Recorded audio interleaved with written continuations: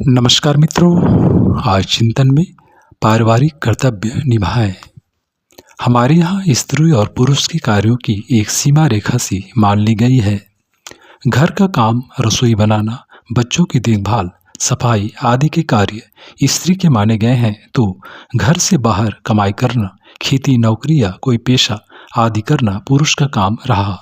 और यह विभाजन इतना दृढ़ हो गया कि नारी सुलभ कार्यों को करने में पुरुष श्रम संकोच का अनुभव करता है, तो घर की सीमा से बाहर के कार्यों में नारी का प्रयत्न निंदनीय समझा जाता है। यद्यपि आज के युग में ये सीमाएं टूटती जा रही हैं, तथापि पूर्व संस्कारों के कारण कम से कम हमारे देश में तो अभी तक उक्त धारणाएं जीवित हैं।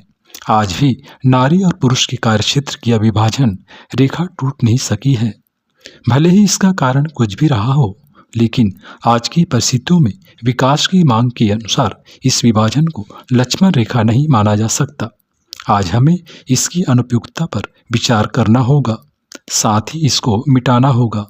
वस्तुतः पति और पत्नी दो इकाई बनकर एक सम्मिलित व्यक्तित्व का निर्माण करते हैं और जीवन यात्रा का उत्तरदायित्व इस सामूहिक व्यक्तित्व पर ही निर्भर रहता है। दोनों का एक दूसरे के काम में सहयोग आवश्यक है, अनिवार्य है। पति पत्नी के कार्यों का विभाजन, उसकी सीमा रेखा कभी निश्चित नहीं की जा सकती। दाम्पत्य जीवन का सार इसी में है कि दोनों आवश्यकता पड़ने पर वफादार साथी की तरह एक दूसरे के कामों में मदद करें, योग दें, चाहे वे काम घर के अंदर के हों या बाहर के। बहुधा भोजन बनाना पत्नी का काम समझा जाता है, और यह ठीक भी है कि यदि पति बाहर का काम पर गया है और पत्नी को अन्य कोई काम नहीं है, वह घर पर न रहकर भोजन बनाए। लेकिन आवश्यकता पड़ने पर पति को भी इस काम को उसी उत्साह से करना चाहिए जैसे पत्नी करती है। लेकिन बहुत से लोग इसे अपना अपमान समझते हैं, पत्नी के सामने चूल्हा फूंकने में शर्म महसूस करते हैं।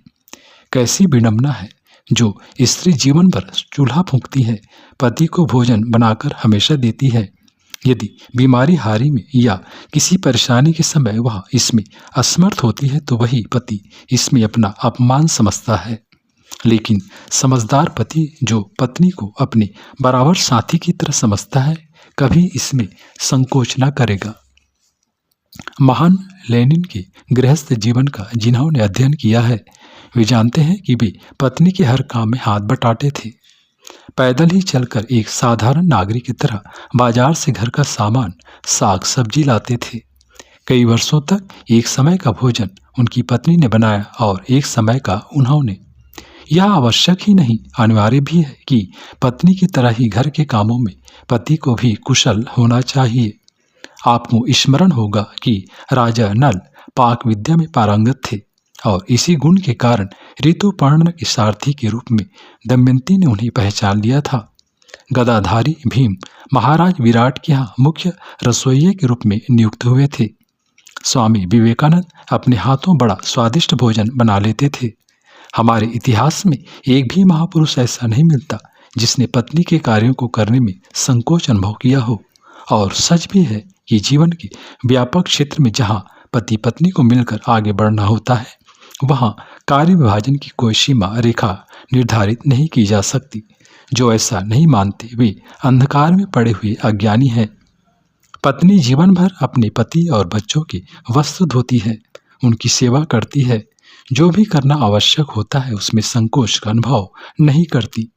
लेकिन आवश्यकता पड़ने पर पत्नी के कपड़े तक उठाकर रखने में, बीमारी हारी में उसकी कुछ सेवा शुश्रूषा करने में बहुत से पति नाक भौं सिकोड़ते हैं, अपना अपमान समझते हैं। क्या इसी रूप में भी पत्नी की सेवा से उऋण होना चाहते हैं? सचमुच ऐसे व्यक्ति कभी भी नारी से उऋण नहीं हो सकते। बहुत से परिवारों में स्त्रियां दिन रात काम में लगी रहती हैं, उन्हें तनिक भी अवकाश नहीं मिलता कि विश्राम करें। दूसरी ओर पुरुष बहुत सा समय व्यर्थ आलस्य में पड़े रहकर मौज मजे करने में, ताश शतरंज खेलने में बिताते हैं, लेकिन पत्नी को घर के काम में कुछ सहारा नहीं देते ताकि वह भी बेचारी कुछ सुस्ता सके, विश्राम कर सके। पत्नी का कर्तव्य है कि जिस तरह पत्नी हमेशा निसंकोच भाव से सेवा करती है, उसी तरह वह भी आवश्यकता पड़ने पर पत्नी की सेवा करे, उसके आराम, स्वास्थ्य आदि का पूरा ध्यान रखे। कामकाज की ही बात नहीं, बहुत से लोग अपनी स्त्री के प्रति सहानुभूति और सहयोग का भाव भी तो नहीं रखते, उल्टे अपने अस्त व्यस्त कार्यक्रम से उसे परेशानी पैदा कर देते हैं। रात को साथियों की गपशप, क्लब, सोसाइटी आदि के कारण देर से घर आते हैं। उधर बेचारी पत्नी भोजन बनाकर थकी हारी उनकी बाट जोहती रहती है। न वह स्वयं समय पर खा पाती है और न सो पाती है। पति इस तरह की व्यर्थ परेशानियों से पत्नी को छुटकारा दिला सकता है। इसके लिए आवश्यकता इस बात की है कि पत्नी के प्रति सद्भावना रहे, उसकी सुविधा का पूरा ध्यान रखा जाए। यदि आप अपने दाम्पत्य जीवन को सुखी बनाना चाहते हैं, यदि आप अपनी पत्नी के स्वस्थ विकास की कामना करते हैं, अपने कर्तव्य और उत्तरदायित्व के प्रति सच्चे बनना चाहते हैं, तो सभी प्रकार पत्नी के कार्यों में सहयोग करें। मित्रों, बीमार पड़ने पर या किसी तकलीफ में पत्नी की सेवा शुश्रूषा करने में कंजूसी न करें।